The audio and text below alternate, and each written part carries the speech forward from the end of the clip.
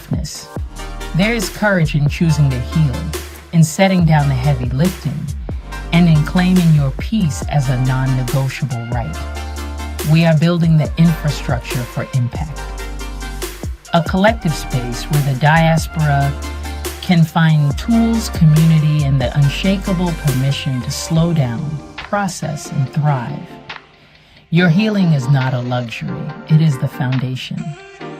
Join the movement. Let's build a softer, stronger tomorrow together.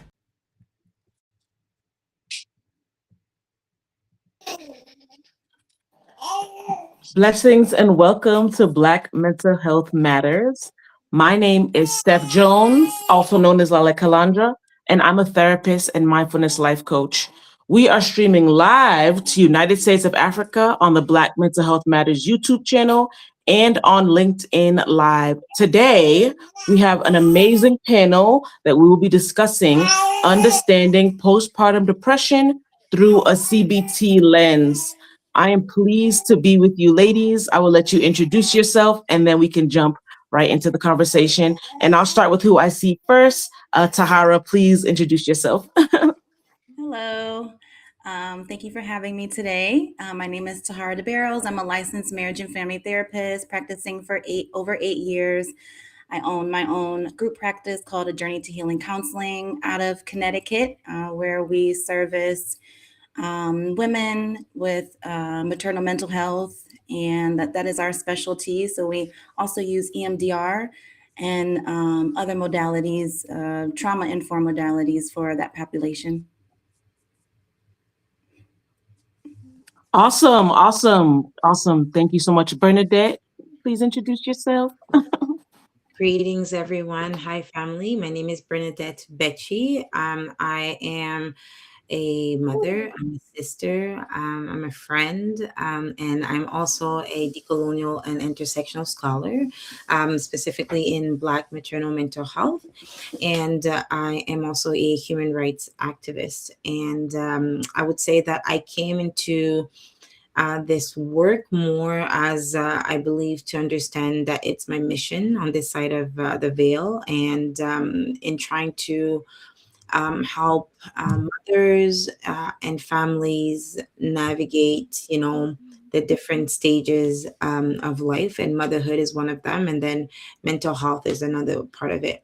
And but I really came to this awakening when I had my first son, and also myself have lived through postpartum and understood a bit better the conversation through my reality and speaking with others, and really wanted to make sure that I make an impact, and try to build the best bridges and offer the best care for our mothers. So it's an honor for me to be here this morning. Thank you for having me. Thank you. Awesome. Thank you so much. And I love that you mentioned on this side of the veil. I want to touch into that. That's awesome. That's beautiful. LC, please introduce yourself. CBT. Hi, my name is Elsie Deshay. I am a neonatal infant feeding specialist. I'm also a doula. Been doing that for about 19 years, and I have been a journalist for the last 7, a reproductive migrations journalist. So I split my time between clinical care and advocacy for perinatal conditions, risk conditions for women and babies, between conception and postpartum in terms of feeding outcomes. And also, as a writer and an editor, I've been in several newsrooms since 2020, trying to oversee better representation across the diaspora for Afro and Indigenous peoples as we cross borders, particularly during pregnancy and early family life. Wow. I love the language, the veil, the crossing borders. Yes. Let's jump into that. So we are going to be, talking about postpartum depression through a CBT lens. And I love that we're having these conversations because it's been so taboo in our community. It's been so, hush hush, and no one says anything and no one speaks about it. So these are the things that we have to talk about and share so that we can know we're not the only ones who go through this. All right. So leading into the first question, in many Black communities, we mothers, right, we are expected to carry everything and expected to be strong. In speaking with CBT, how do we navigate CBT to help mothers who have that challenge of always having to be strong? And anyone can jump in. Well, maybe I'll go to you, Tahara, because you probably have some extensive experience with CBT. Of course, yes. That's actually one of my specialties is CBT, and I've actually developed a webinar on on using CBT for postpartum depression. So I would say that I identify as a Black woman, so I know that strong Black woman, that cognition and that sometimes it's just not helpful, right? Because I think it often, it comes from resilience and survival, but it also can be costly emotionally, right? To always just have that pressure on you. So in CBT, I really make sure that we validate someone's experience always, right? And then also really identify those automatic thoughts that aren't helpful. So a lot of times we feel like if we ask for help, that means that I'm failing, or, I'm a mom, I'm a new mom, so I should be able to handle this. It should just come naturally. And that's not always the case, right?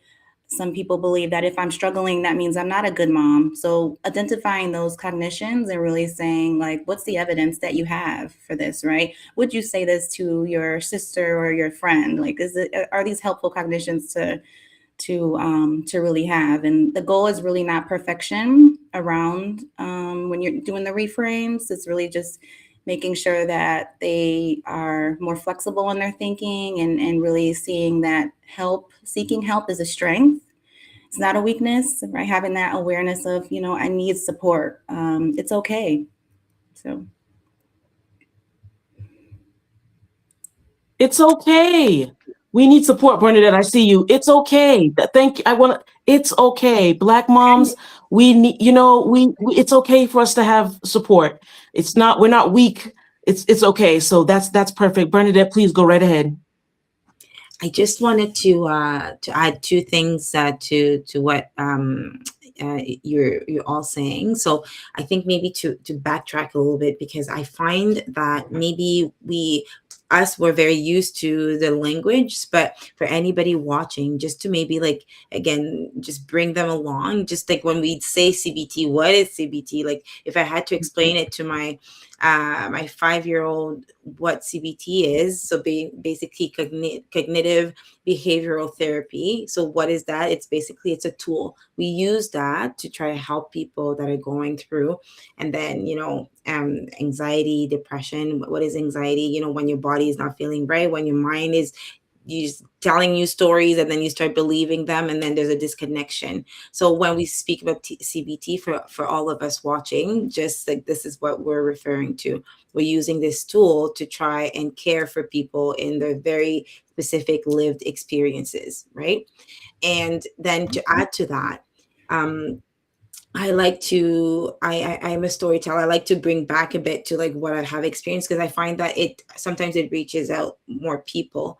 And so I think often you start feeling what you're experiencing without being able to say it, sometimes you don't have the language, right?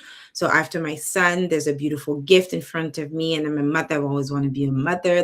And so what is happening? I have this gift. Birth was traumatic. So I understand the disconnect. And also, and then after that, he had some health problems. So it added to the whole emotional fatigue and everything. But I think looking back and after having done the work, for me, it was that I've seen my mother. She's had 5. She's had 5 in children. She's raised 5 children in a country that wasn't hers, the country that adopted her. And then she was strong. She was the first up, the last to bed. She did all of that. She was organized, everything.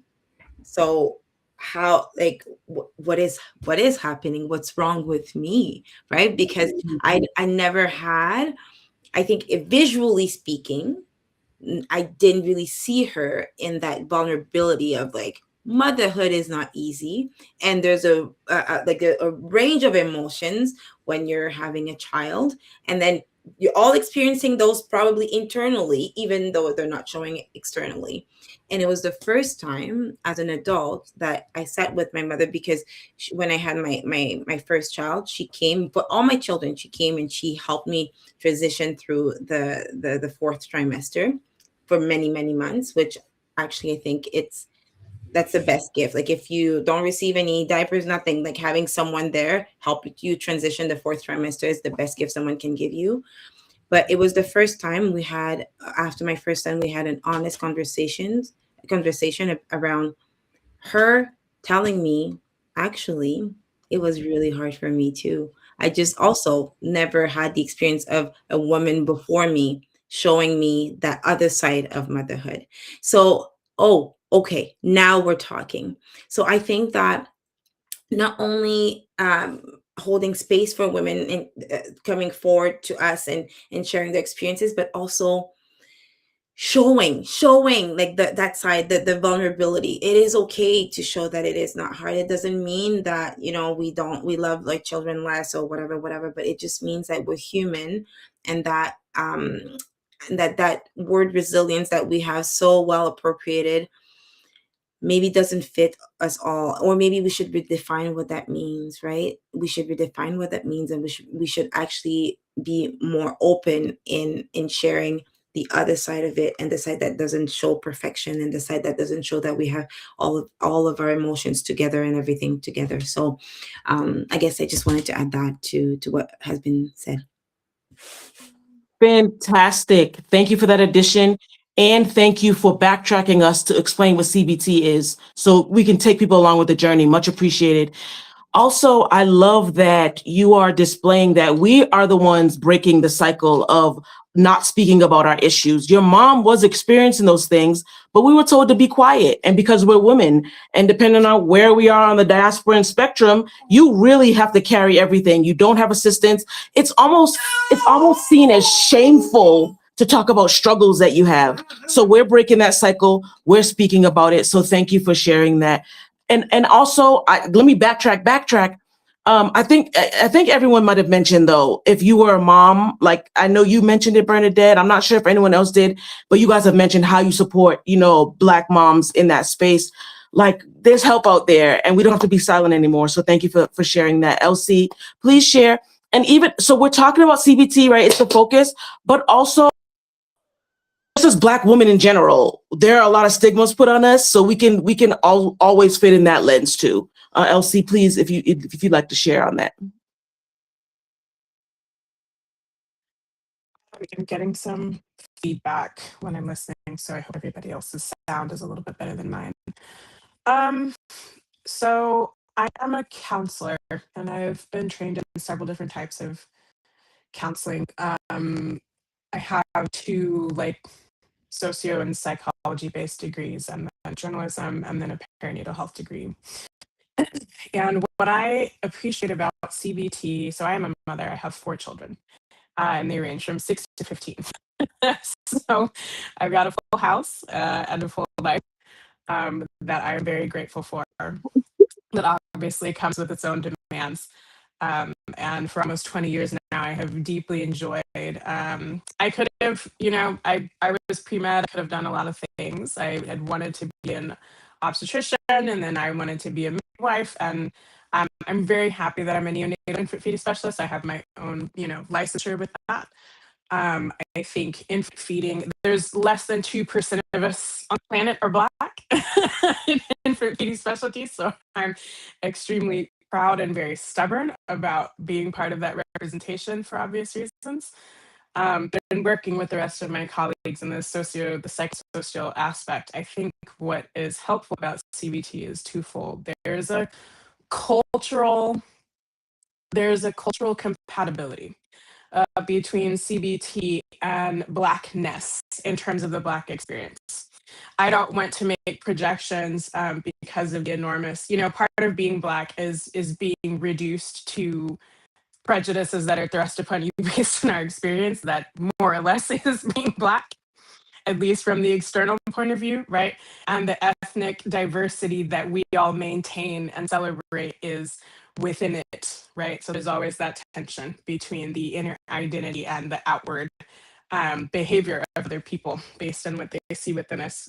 And I think what resonates the most about CBT, particularly in my work as I'm looking at comparing health outcomes across populations and across different continents and everything else, is that CBT, it simplifies a practice that we already have in our oratory history, which is taking the things that we've struggled with in the past and refashioning them into something that motivates us to continue in the future in a way that is positive and pleasant, contributes to our own well-being and to our community. And by that, I mean, we're all talking about like, how do we reframe, right? That's what it's called clinically. From a decolonial standpoint, it's really re-envisioning. It's taking pain and asking, what can I do with this, And that is one of the only ways that anybody who is Black in this world has learned to survive. I think the other thing about that, specifically as a mother, is that it prepares us so beautifully for parenting. Because as a mother, as you raise your child, if you want to instill the resilience that you're trying to experience within yourself, you're going to spend the entirety of their development validating them and reframing their experiences in ways that either motivate them to move forward or allow them to feel stable in themselves in spite of a world that's full of chaos in order to remain staunch. And so I think specifically CBT within Black communities, within the femme context of Blackness, has a greater propensity for effectiveness. I don't know if that makes sense. And that's certainly what I observe in my practice and my career. Wow. Wow. Wow. Wow. That's what I have to say to that. And to decolonize CBT is something that is so beneficial to all of us, because it allows us to maintain our identity and walk in the freedom of what it is, right? So I love that. I do want to transition into another question. Speaking of CBT, right? How can CBT support mothers who have experienced pregnancy loss, maybe having their babies in NICU, or they had those difficult postpartum experiences? For anyone watching, we want to make sure that we're allowing them to see that this modality works and it's helpful. And Elsie, I love that you mentioned that it is great for pre-parenting, right? Like, you can never plan enough to be a parent, but if you want to kind of till the ground a little bit and get some resources, I agree that CBT is one of those things because of the reframing and reshaping. So can anyone, and you've had those personal experiences or anything you've dealt with in your professional practice, how can CBT help with some of those difficulties that moms experience? I've got to jump off in less than 10 minutes, so apologies. I'm going twice in a row. I'm sure Tahara is going to have plenty to say about this, I would imagine, and I'll go back and look at the recording so I make sure I can hear it. What was your question? You were talking about, can you repeat it for me? I just lost it. Absolutely. How can CBT help moms who have maybe dealt with having NICU babies, postpartum and things like that? So when I'm in Canada now, and so I've spent the last 20 years of my life split between my home state, which is California, living in Germany and Europe, and now I'm in Canada, all in various assignments. And when I was in California, I worked in the UC healthcare system and also in public clinics, like outpatient clinics. And because we were doing risk mitigation, I'm from Los Angeles, so anybody who's from any of these enormous cities, the amount of patients that you're seeing is also something else, right? And like there's something to be said for rural care, that's its own experience, but these high load urban environments are also really intense in their own way. And so we have Los Angeles, New York, Chicago, Miami. They have Houston, and Atlanta have the burden of these very, very high amounts of and risk for prenatal birth, neonatal, stays, particularly for Black and Hispanic women, all of these other things. I would say CBT. What I saw was that CBT increased people's threshold for tolerance of discomfort. It sort of became the line between like, I am very upset about this and I am falling into despair. There is some place clinically when you're watching your patients where it's like, I'm upset, but my anger, which is valid, righteous anger, my grief, etc., is moving me towards advocacy for myself, in the sense of that there's a certain place when people are upset that they're still asking for help, they're demanding answers, right? All of these other things in spite of the fact that they're upset. And then a threshold gets passed when people go into like resignation, and they stop participating in their own care and their children's care because they feel like it's useless. And particularly in situations where you're dealing with populations that are profoundly targeted with prejudice and marginalization, they have every reason to be resigned. So this is not me suggesting that that isn't a logical response. But what I've noticed with CBT is twofold. When people have access to practitioners who represent and can relate to their experience. So I love seeing my colleagues who are in psych. So I'm like looking at Tahara like lovingly, because there's not a lot of us, there's not enough of us, right? And there's also, we are dealing with the same prejudices that we're trying to fight on behalf of our patients, and getting pushed out of our own careers, right? While we're trying to reduce the very risks that we're dealing with. But I think CBT, as it pertains to loss and threat of loss, right? So all of these quote unquote higher risk outcomes, and the risk factor, frequently we now know most of the time it's nothing internal. The risk factor is the high likelihood of negligence and prejudice and downright hostility, right? From the people who are upholding bias within the system.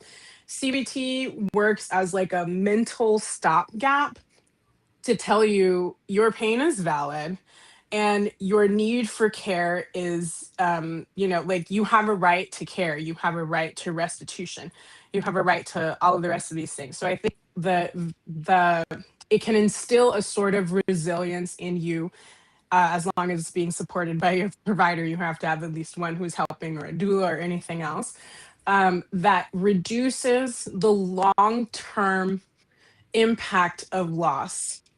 Which isn't to say that you're not going to feel grief, but again, it's sort of that line between enough anger to still advocate for myself, right? And sort of be fired up to take care of me and do what I can for my baby, and not let this doctor talk to me like this because my therapist said that my feelings are real, right? Versus just completely disengaging from the world, from the outcomes, from the circumstances that you're in. I don't know if that makes sense. So that's something that I have observed that I think, it's not a big enough difference for me, because I'm an idealist and I obviously don't want any of these conditions to exist, but it is still a risk reduction. It's still a risk reduction practice that is slowing the potential impact of racism within clinical care. I don't know, it doesn't make sense what I'm saying. So like, that's my view on that. Perfect sense. Perfect sense. It makes beyond sense. But before you hop off, thank you for everything you shared. Before you hop You're off, welcome. can you just share how people can reach you, like where they can find you on social media, please? I'm most active on LinkedIn. I've got the vast majority of my followers there, and I like host most of my content there. But I do have a blog on Substack. It's called Digital Dom. It's called Digital Dom because I am, in fact, a dominatrix. I know I get this question all the time. So I spent the early part of my career doing a lot of risk reduction in people who were high risk for unplanned pregnancies, who were in sex work and sex trafficking. I don't do body work, so I've never. Hi. Yes, can you please come off the live? Mama is on something. I need you to go back over there. Sorry, I try to keep my kids' faces off. It's my youngest.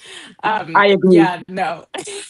Do my best, but they don't always do their best. So you gotta do what you can do. Yeah, no. So you can read more about my work there. When I say I don't do body work, like I've never done stripping, I don't do physical sex work, any of that. But I do psychological sex work, advocacy, and various other things. And so people can find me on LinkedIn. People can find me on my Digital Dom page. I might be slow to respond, but you can reach out to me there. Such a pleasure. How do I? Bernadeth, not Bernadette. And Tahara, very nice to meet you. Bernadeth. Yeah. Yes. Yes, and Tahara. Yes. So much else. Thank you so much, LC. Enjoy the rest of your day. We appreciate you. Bernadeth or Tahara, please jump in on that question. If I can reiterate it if you need me to. I can go. So for me, I think another aspect of what I think about in terms of women who've experienced these things you talked about, like the NICU admissions and just difficult postpartum journey, they often have these beliefs that are ingrained in them, like my body failed me. I failed my baby if I can't breastfeed, right?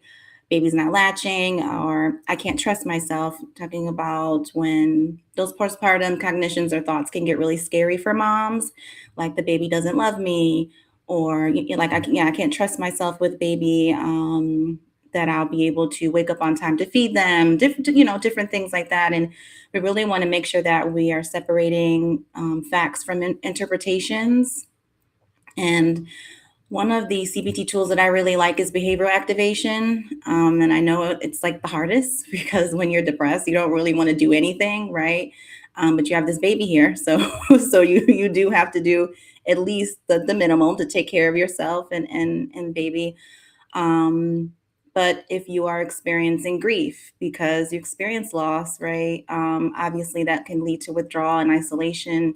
So for me, when working with clients, it's really starting small, really small goals. Just take a walk outside, just get some air. 5, 4, 3, 2, 1 technique. What's 5 things you can see, 4 things you could smell, you know what I mean? Just really, really basic. Talking with the support. If you are a clinician, you have to be the one giving your clients resources. There's no excuse, right? Really just helping them because at this time, everything just seems so scary, and trauma can really change the way we interpret our experiences. So I think it's important that we really focus on, when you are treating this population, trauma focused approaches like EMDR, like I said before, that really benefit from reprocessing. And yeah, I think that it's treatable, right? What mom is going through, they might not feel like it is, but it is definitely treatable. Without a doubt. And thank you for giving that overview. I thought that was perfect. And it gives practical, like if there's moms watching or even those who support moms, right? They give this practical steps that they can suggest or talk about or things you want to mention with your therapist. Thank you so much for that. For like that personal practicality. Much appreciated. Bernadette, please feel free to go right ahead. Yes, I wanted to maybe add on a little bit on that, the theme of grief. When moms go through either traumatic birth, baby in NICU, health issues, the loss of a baby, what we're sharing, what Tahara was sharing made me think, when I was looking for my committee, for my PhD committee, I had a few interviews with a few people, and just to see like who would be the best fit. And I remember I always, or mostly, introduce myself the same way. I think it's important for folks. So if we're thinking in a decolonial lens, so who are you before what you do? So I like to just let you know a bit about the person, and then after that maybe I'll add a little bit of what I do. And so anyway, so I'm introducing myself. Well, she introduced herself first, and also when you're in academia, usually you're trained to start with like, these are the letters after my name, and this is why. And so that's how they introduced themselves. Then I introduced myself with, I'm a mother and all of that. And then she asked me to backtrack. Can I do this again? And I thought it was lovely, and so she did. And then in her introduction, she said, I wrestled for many years with how to introduce myself because I'm a mother, but I have one living and a few that, have gained wings. And she told me, and then it opened up to sharing her story. And quite frankly, still seeing me experiencing her live, still mourning her experiences, right? And wrestling with, well, what do I say to people, right? Like, I'm a mother of 4, but then there's only one here, and then people are leading with questions, and sometimes the questions are a bit like they're not always framed in the best way, which can reinstate trauma, all of these things. But anyway, so it opened up our conversation to a larger theme, which was grief and which was shame. And so I think with CBT, something that we can use that tool to, just a bit like Tahara said, and also Elsie, to separate or to understand the facts, the emotions, and to understand, okay, this is how you're feeling and this is what's happening, right? Because when we are in survival state of trauma or anything like that, often our brain, what it does is just like, it has convinced you that what you're feeling is what it is, right? The brain is so powerful. Like, that's the narrative that you keep telling yourself. That's the language that you use, right, to speak about yourself. And I know this because when I had my son, and after the birth, which I explained it was a traumatic birth, there's very few positive and uplifting words in my mind, right? People kept telling me, no, like, look at what you did, but I felt completely disconnected, and that's actually what the signals that my brain was sending to the rest of my body. So really focusing on the grief aspect and the language in which, like, the language they use to describe how they feel and how they are. And not to say that they shouldn't name it. I think it is important to name it, because naming it will actually, then you focus, okay, this is how you feel, why do you feel that way, and then you can expand on the conversation. But it's important not to stay in that cycle. That's what we're trying to do, not to stay in that cycle. We need to mourn, we need to release, and finding different ways to mourn and to release. And one thing that I do, and I'll end with that, thing that I do is I've been a dancer. I've used dance my entire life, just as something that I love to do just for myself. But and in our cultures, and I'm from Cameroon, a beautiful country in Africa, and in our culture, and I think in a lot of, I'll use the word Black cultures, I'll use it very intentionally here. Music and dance and movement is just, it's part of our DNA, right? We use it like very naturally. And so dance had been part of my life my entire life. And then when I had my son, and went through a very difficult 4th trimester, it was the first time in my life that I felt so disconnected from this body that I had trusted as a tool to dance, to feel, my entire life. And then I went back to a dance class, one of those dance classes, mommy and baby, and my friend invited me to one, and it was the first time in my life, well, not in my life, but since giving birth, that I felt my body again, and I felt connected to my body.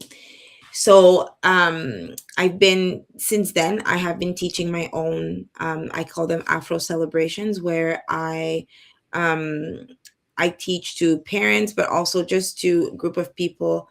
And I say teach, but I'm not really, I shouldn't use teach. I should use the word guide. I guide people into,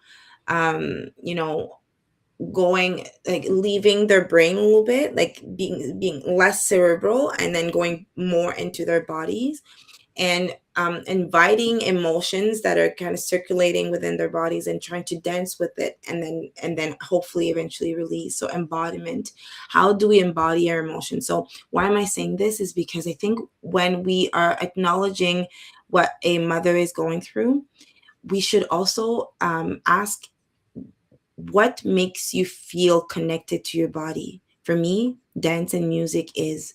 If you really want to get me in my feels, and usually when I feel like there's something that needs to be released, I need to cry a good cry, there's certain music that I will put so I can really trigger something in me. So getting to know the person you're working with, holding space, and then asking them, what makes you feel alive? What makes you feel, the most connected with your body, which is what you're trying to do right now because you're feeling so disconnected and you're too much in your brain. So let's go back into our bodies. And so, yeah, these I think are some of the things I wanted to add about like grief, language, and then how to now mourn in a way that's practical and that's useful to try and move forward into our mourning and our grieving experience. Absolutely. And you really brought up the topic of going back to those kind of ancestral ways that our people, right, the African diaspora, we have used forever since the beginning of time, our time, right? We've used dance, we've used music to lift the souls. We use those circles of guidance and the village concept, right? We have to get back to those spaces, right? And sometimes in westernized culture, we believe that we have to go through it alone, right? That you have a baby, you just have to experience it alone. But no, we need to get back to the village. And I even know there are some ceremonies and rituals where the mother takes a bath, the baby takes a bath. There's certain leaves and certain herbs used and all that. We have to I won't say we have to. It would be awesome for us to get back there, right? Everyone could choose their own postpartum path. It would be awesome for us to get back there on the diaspora because that is what our ancestors did. And that helped us to navigate through life, right? Finding that thing that brings that spark back. Because, and I want to say this, and then I want to go on to the next question, right? But this topic is like bringing up so much, especially as a mom, as a new mom, right? It's like you're never going to get back to your old self. So let's throw that notion out. Oh, I want to return back to normal. Throw that out. Rid yourself of that. There is no normal. There is a new normal. There is a new you. And I have come to the revelation that when you have a baby, you too are reborn with the baby. You too have just stepped into a new life. My baby is 7 months. I am 7 months. And if we are not mothering the mother as we're mothering the child, we're failing our mothers. Okay. So yes, thank you. You both have shared amazing things. And again, the practicality. We're talking about CBT. I think sometimes when you say CBT or cognitive behavioral therapy, your mind, if you're not familiar with it, you can get a little afraid. Those sound like three big words. Cognitive behavioral, what? You guys have reduced, I'm not calling it dumbed down. I don't really like that phrase. You have made it layman's terms where you have taken the scary out of it. We don't have to be afraid of it. We actually should be leaning into it because it'll help us navigate. So I wanted to just jump in and say that, but then transition, unless someone else has something to say on that, I want to transition into, because I started talking about maybe some of the things that will keep us from entering into these therapeutic spaces as moms. In your experiences, what have you seen, the barriers, the hurdles, the stumbling blocks that keep moms from entering to those spaces where they can experience CBT? And then how do we navigate around those spaces? Oh, I could definitely speak to the cost, right? Depending on where you live, lack of insurance. A lot of times we want providers that look like us. Nothing wrong with that, right? Maybe we can assume that they have a similar or the same experiences. So if there's a lack of culturally responsive providers in your area, childcare issues, transportation issues, a lot of times our moms, we have to return to work early. We don't have the option of staying home for a year, 2 years, 3 years, right? 6 weeks, 4 weeks, right back. Fear of judgment from these providers as well.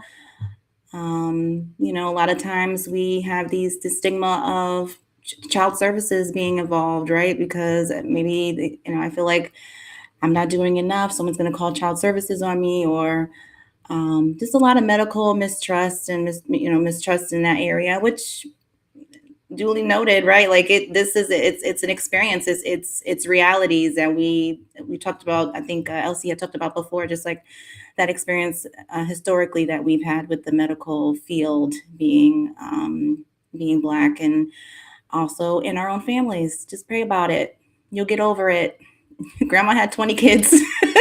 She didn't work 3 jobs, and she didn't cry. She didn't complain. And it's not helpful, right? It's not helpful. But in my practice is like about 90% telehealth.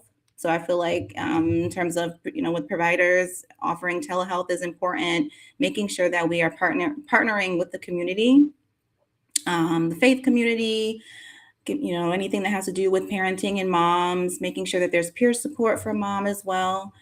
And obviously, as a provider, making sure that my referral network is rich in people who are culturally sensitive and understand our experiences. I could speak to, living in America, our experiences as Black women. Um, Yes to all of that, right? Yes, and then some. Those are real experiences, and navigating through that. I love how you gave those solutions, making sure your referral list is full of culturally sensitive, culturally responsible, culturally informed, all the culturally things, because we want to make sure that you're feeling safe in those therapeutic spaces. So yeah, thank you for that. Bernadette, what have you seen from your side? Yeah, absolutely. Everything that Tara just said, absolutely. Yes, yes, and yes.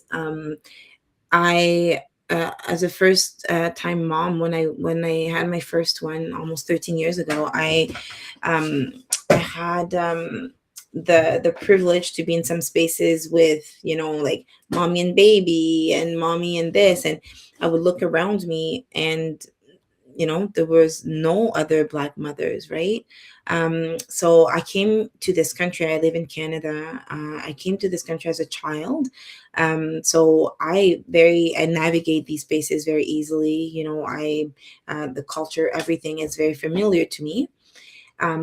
But when I became pregnant and when I gave birth, um, my mother and I often have this conversation. She says, "You didn't birth like me, you birthed like my mother."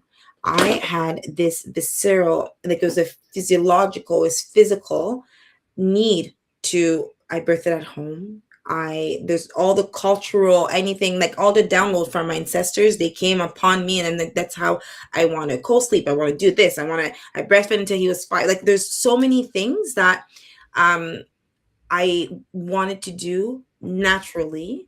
Whereas, the impact of colonization, for example, my mother, like she wanted to breastfeed, but it was a sign of, economic, like you're thriving economically if you also bottle feed because you're able to buy formula or things like that, right? So there's a lot of things that I very naturally I came and I put a full stop, and not because they're bad, but just because they didn't apply to how I wanted to mother. And so I had to understand that. I had to combat the system a little bit, but also I had to be in spaces. I had to find my spaces because, like I said, a lot of mothers that had the same values maybe either didn't look like me, or they didn't have the opportunity to have access to the spaces I had access to. So that is really hard, like the money aspect to it, like being able to attend a mommy baby class. Not everyone can do that. Being able to say, I'm going to stay home for over, I don't know how many, no, not so many people can say, I can do it, right? Even though they would love to do it. The fear of taking your kids away is a big one. Like if I say that I'm not well, if I say that I'm struggling a little bit, who's going to tell on me, and next what's going to happen? That's a big fear.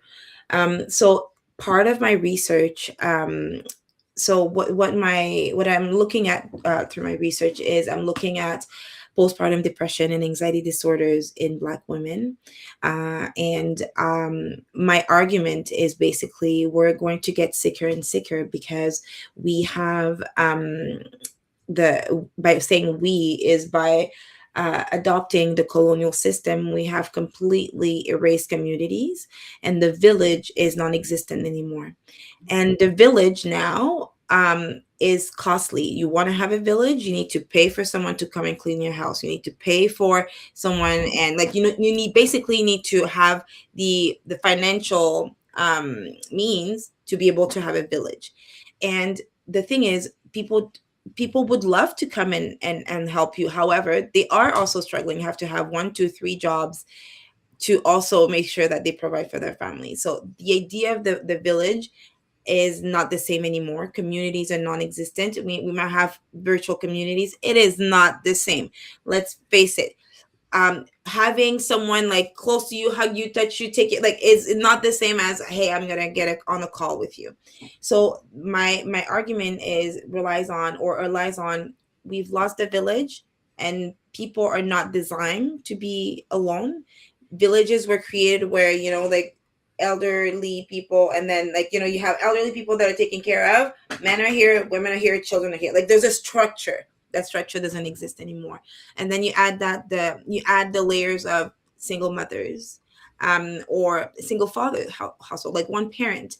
You add the layers of maybe one parent being sick, or whatever that may be. The structures are not the same anymore. And then you add in capitalism and then neoliberalism. I can do it on my own. I don't need anybody. And then this is your house. It's like mom, dad, in a very like heterosexual conversation. Mom, dad, 2 kids and their dog, and that is it. So if we continue like that, we are going to get sicker and sicker. So my the solution, I guess, that I offer, or what I'm trying to see, is if we go back to ancestral ways, if we go back to community care, if we go back to, let's take care, let's mother the mother, then the mother can better mother the child. How would that look? Would that actually help, right? But I'm putting an emphasis on culturally sensitive care. So I am from Africa. I'm from Cameroon specifically. And there's things that cultural knowledge that my parents gave me that's maybe not the same for Tahara and not the same for Steph, right? And although we are Black women, we might have different cultural needs, and that is important to acknowledge. So when you go to the doctor and you maybe express with the language that you have, that you own, and you express how you're feeling, they can say, oh, okay. Maybe they have the humility to say, I don't know how to help you, but let me find someone that can, right? I don't know how I can help you, but in my, like just Tahara said, I can reference, like I can give you a reference to this person. That person might actually help you. So we need to have better equity, like a better healthcare system that acknowledges everybody in the diaspora, like everybody in the on the spectrum. And if we look at Black people, because we're not homogeneous, everyone, from the diaspora to, the motherland, to the Caribbean, to however the experience is, we should have someone that we should have someone that can help us with our personal lived experiences.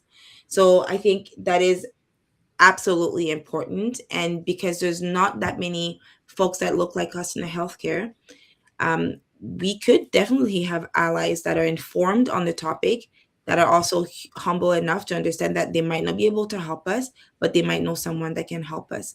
And part of that healthcare community, it's not just the doctor, the nurse, and the therapist. There's so many other practitioners, and they're different calling, the different gifts. So as a embodied dancer, I can help, because if the person says, well, I feel better when I'm moving this way, that 1 hour a week will help me, well, then connect me with her, and then we can work on, the whole thing. And then one more thing I wanted to add: you cannot discuss mental health issues or mental health or postpartum if you don't look at all the other social determinants. Okay, so maybe that person is experiencing postpartum depression because of outcomes of the birth, but food scarcity, poverty, trauma from whatever, like we will never come to healing depression or anything like that if you don't look at everything else that surround that person's lived experience and reality. Thank you. For sure. Not 100%, 1000%, because it's impossible. It's not just hard, it's impossible if you just put postpartum depression or anxiety or even aggression, because that's what I experienced. I didn't have depression or anxiety, I had aggression. But it was because of social economical things, right? And they have to all be included. And even that has to be decolonized, because if you just look at it from one way, then yes, someone would say, I just have it for this, but I live in a mansion and I have food places all over. We have, right. I love that, including it in totality.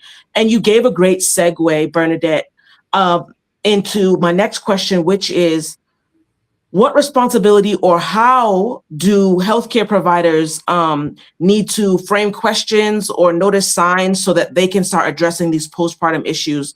And it can be for any practitioner, right? It's not just for Black practitioners of health or any therapist, anyone. It's for anyone who sees Black mothers, right? And so I want to make that distinction that we are all Black practitioners, but it doesn't mean that every Black mother goes to a Black primary care physician or Black therapist, right? So these are things that we need to be telling those who are maybe not in the diaspora, they don't have our cultural experiences. What are some things and what is the responsibility that they have to notice those postpartum issues in Black mothers? Because if you see all clients, you should be culturally informed in how to deal with all clients.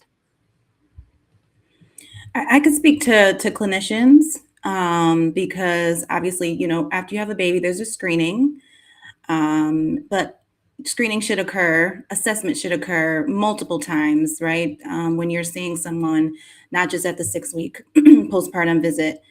A lot of times pediatricians see our clients way more during that first year than an obstetrician, right? So making sure that they're normalizing asking questions. How are you doing? How's breastfeeding doing? How is baby adjusting to home? How are you adjusting to baby being home? What supports do you have? And then just thinking about screenings. So if any clinicians are watching, the Edinburgh postnatal depression scale you can use. The PHQ-9, that's a scale it's a measure for depression. GAD-7 is a measure for anxiety. So making sure that we're using those clinical measures in therapy or when you're seeing these patients, because that's going to give you information on where they are, right? And so you're making sure that you're tracking their progress pretty much through those measures. Again, providers need to know referrals, right? If you're scoring high on that postnatal depression scale, okay, so do you have a therapist? Do you have a psychiatrist? What support are you getting, with your mental health? And then I would also say when you're screening and those screens are high, following up, making sure that you're giving them resources as well, support groups for mom. I think it's really important to follow up, right? Just because they scored high on this measure, making sure that they are getting the help that they need and following up that they got it. Because we could tell them what we recommend, but are they actually following through? And sometimes people don't, and that's okay. There's no shame, right? It's a new experience, but we want to make sure that we are always asking questions and always making sure that our clients, our patients are getting the help that they need. I love that. Not just recommending something, but the follow-up.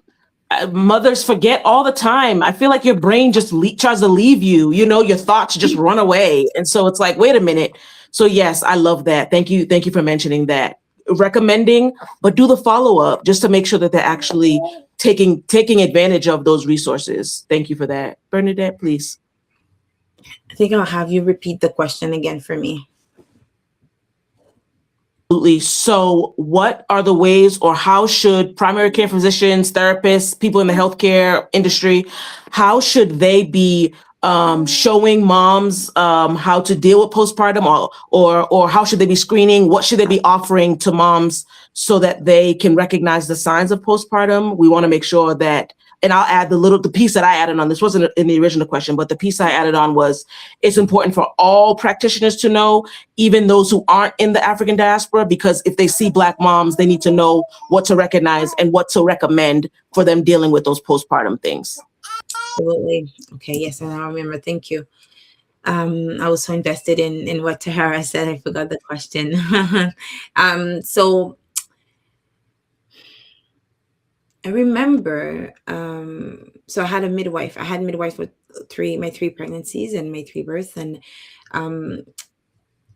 I recently actually spoke with my first midwife on our experience, and both of us had to do some healing on how things went through, because like I said, it was a very traumatic birth, and I had to do a transfer of care before going back to being going back to my midwife after everything was stabilized. And I remember her telling me that she quickly noticed in the way I was speaking about myself and how I was behaving, that something wasn't right. And I remember her telling me, okay, usually we do I think it's over 6 weeks that they continue seeing mom and baby here in Canada. But she asked me for permission to continue seeing me for a few more weeks after. And she was a new-ish midwife at the time, but she told me that something that helped her notice that I wasn't doing well is because, and I think that's also the beauty with how midwifery works, is that you spend hours and hours and hours, and when you go see them during your pregnancy, it's not like an hour like it's not an hour meeting and then okay, very quickly you need to make sure baby is fine and then you go. You get to know the person. So we built a relationship, right?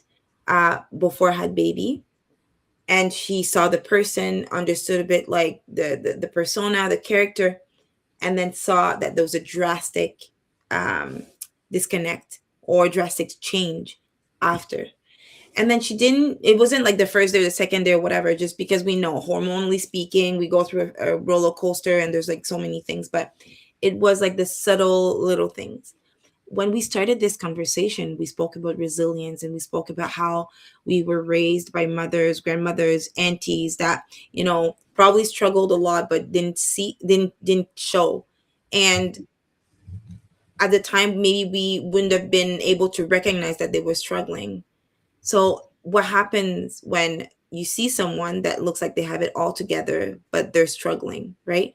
And I think it's hidden in the layers, in the in-betweens, and in the, the subtlety of how the person behaves.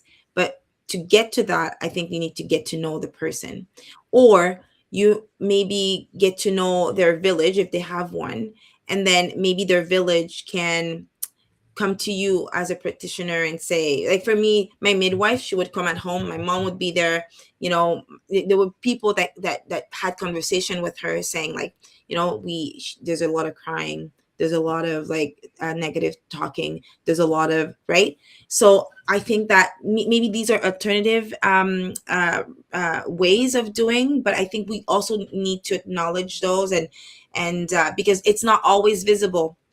There's a lot of us that are really good, really, really good at walking into this world where we're complete mess inside, but outside we look like there's nothing happening. So then what? Then what? It might not be your practitioner noticing. It might be your sister. You're actually maybe encouraging you to go, or maybe signaling so we can actually start helping mom. So I think those are also important to name. Super important. And I love that whoever the practitioner is that's assisting the Black mom, right? If there's an opportunity, get to know the village, because we do. We are trained almost from birth. As soon as we come out of the womb, be strong, put on a strong face, don't show any weakness, don't show any cracking, any breaking. So we wouldn't necessarily feel comfortable sometimes sharing those moments of weakness, but our family members, they'll surely be like, yeah, she did this. So that is necessary and needed, even as cringe as we may feel, or even as annoyed as we may feel at them, right? It's necessary and needed for the practitioner to know our true and real feelings. I also like that you mentioned getting to know the patient, the client, right? That is important, especially for those who don't share the same culture, the same race, you know what I mean? And all those, getting to know who that person really is will help you navigate the best ways to care for them and the best team and systems to set up So I love that. Believe it or not, my wonderful ladies, we are nearing the end of this amazing conversation. I want to do not a shameless plug, it's a real plug. This conversation is going to continue. I'm actually going to be co-hosting another event at 12 p.m. Eastern time. I'll make sure to drop the link in everywhere that we are so that we can just be supported as Black mothers, because this journey is serious and we need to take it seriously. But thank you both for being on. I'm going to ask a final question. It's going to be the wrap up though. And it's a kind of a two-part. First part is it was kind of mentioned, right? Bernadette, you started touching on what the village can do, but what can partners, spouses, friends, family, all that, what can they do to help mothers navigating that postpartum space? We want some practical things they can do. And then at the end of that question, please let everybody know where they can find you on social media.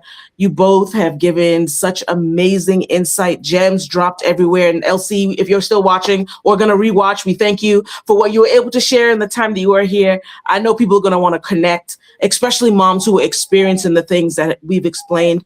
They want to know that there is support out there and how to reach you. So one, I'm just reiterating, please just say, how can our village, what can family members do to support mothers in that postpartum time? And then end at the tail with how people can reach you.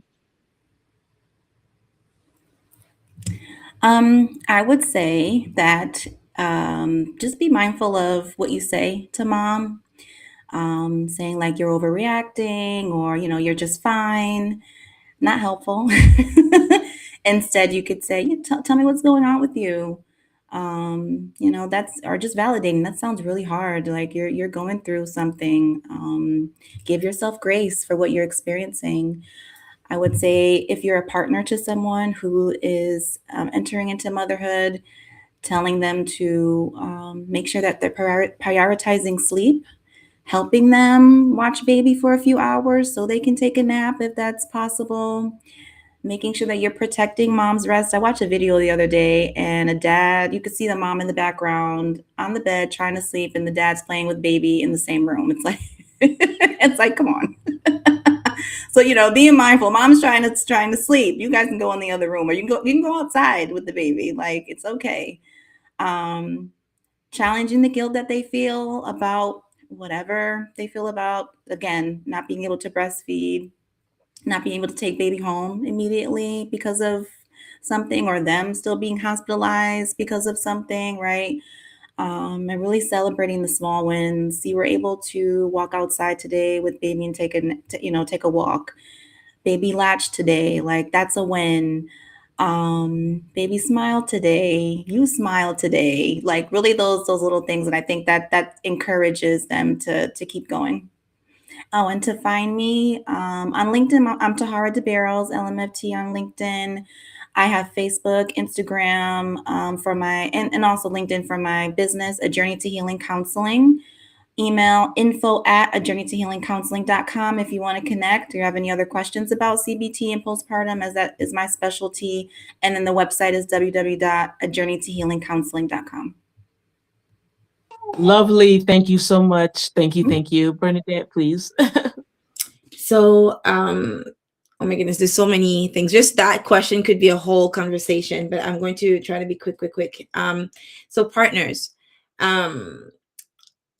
and I'm going to share what worked for me. And I know it's very like what worked for me, but I think the message here is name what works for you and then have people figure it out, right? So if someone comes to you, what do you need? And sometimes that's the other thing though. Sometimes we don't know what we want, right? So you can also say that I don't know what I want, and then have people come up with like a list of ideas, and there's something in that list that will, stick to you.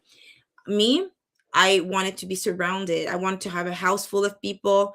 But what I wanted was be close to my baby. Actually, anybody taking my baby away gave me so much anxiety.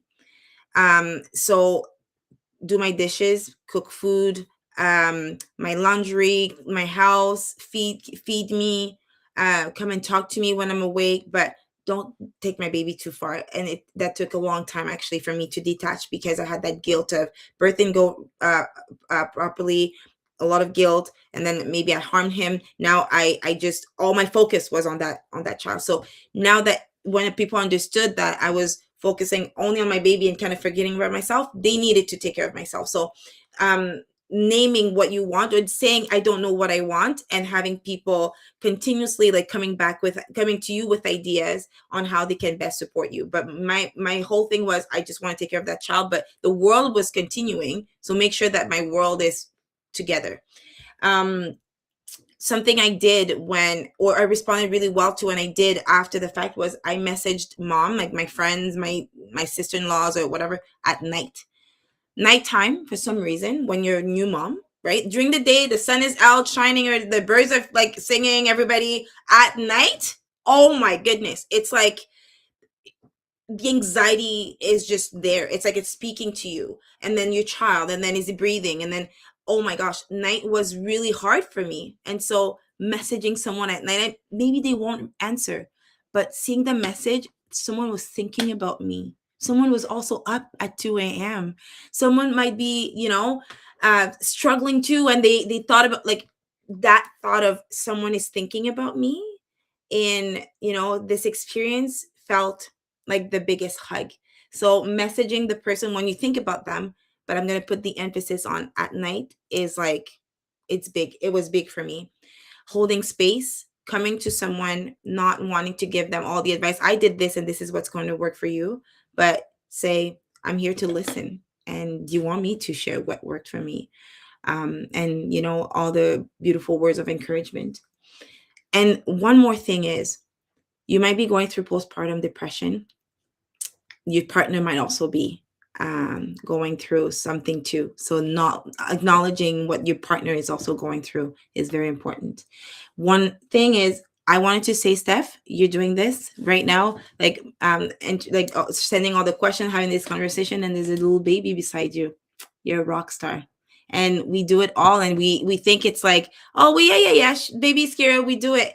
But I just want to say, it's not easy, and you did like beautifully. So I just wanted to acknowledge you and say, I see you, Mama. I see you. And where can you find me? I'm on LinkedIn, Bernadeth Betchi. I'm also on Instagram. My account is private, but add me and I'll do a little background check. There's also like the whole, when you're out there and you have a family, you're trying to protect as much as you can. But find me on LinkedIn first, and then we can go from there. And I'm happy to participate in conversations like this.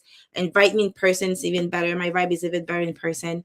And continuing to make sure that mothers are seen and they're listened to. But when we take care of the mom, we take care of the whole village. So it is important that we also have a focus on what mama wants, and not to exclude anybody else, but focusing on our well-being is absolutely important. It's a pleasure for me today, and I'm so honored to have participated in this conversation. Thank you.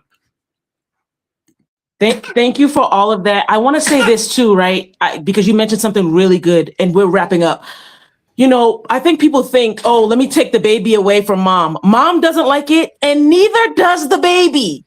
So let's put that to rest. I don't know where that ideology came from. I'm sure it was good intention and well thought. Don't take the baby from mom. Do all the things that moms usually do, right? The cooking, the cleaning, ironing, laundry. Village, you do that. Let mama and baby continue to bond. That baby was inside of us for almost 10 months. There's no reason for us to have separation at that early stage. Oh, let me take the baby. Thank you. The thought is kind, but it's actually not helpful to mom or baby. So thank you for bringing that up. I wanted to say that, village, this is information for you too. This conversation was so beautiful. It's not going to be the last. We're going to continue the conversation. Thank you both so much for your insight. It's practical. That's all we want, right? There's terminologies we can use, there's things we can say, but we have walked away with practical things that moms can do, the village can do, practitioners who see Black mothers. This was so helpful. Thank you both so much. And LC, thank you so much wherever you are. We appreciate you. Look, thank you for tuning in to another episode of Black Mental Health Matters. We will see you on the next episode. Have an amazing day, night, evening, wherever you are in the time zone. And we will see you next time. Thank you. Blessings. Thank you.